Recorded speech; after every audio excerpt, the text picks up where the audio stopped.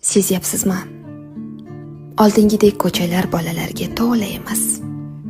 Bir zamonlar ko'cha bizning eng katta maydonimiz edi. Darvozadan chiqish bilan o'yin boshlanardi.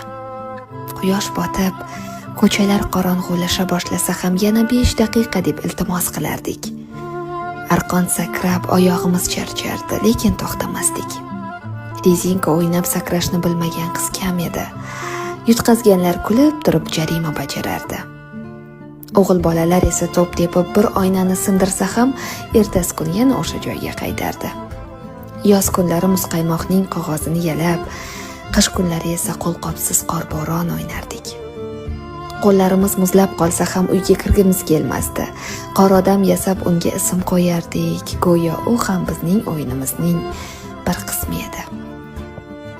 Bugun esa ko'chalar jim. Derazalar ortida bolalar bor.